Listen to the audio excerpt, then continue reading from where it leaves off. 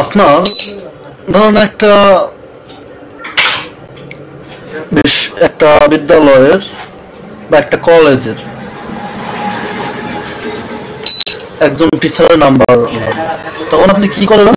আপনি তো সেখানে যেতেও পারবেন না তৎক্ষণাৎ, কি করবেন? সেটার জন্যই আমি বানিয়েছি EIN নাম্বার দিয়ে সকল শিক্ষক শিক্ষিকার নাম্বার এবং তাদের পদবি এবং তাদের NID নাম্বার নিতে পারবেন, এরকম একটা সিস্টেম করেছি। তো কিভাবে করবেন সেটা আমি দেখে দিচ্ছি। প্রথমে আমার গিটহাবে যাবেন এবং টিচার ইনফরমেশন বাই EIN যাবেন, গিয়ে দেবেন। এখানে আমি স্যাম্পল হিসাবে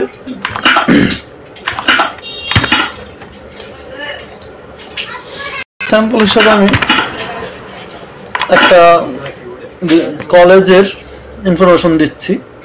টিচার ইনফোতে ক্লিক করলে একটু লোড নিলে এই দেন দেখাবে যে সাকসেস দুলাল হোসেন সরকার, ইমেল নেই, মেল সহকারী অধ্যাপক, NID এত, জন্ম তারিখ এত, মোবাইল নাম্বার এত।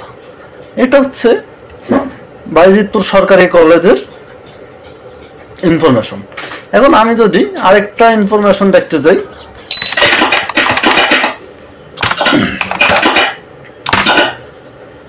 আমি শুধু এখানে দেব, এটা লোড নেবে।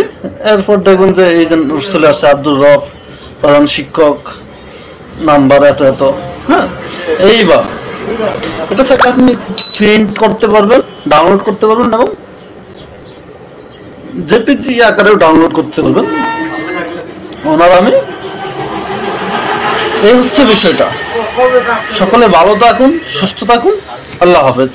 আসসালামু আলাইকুম।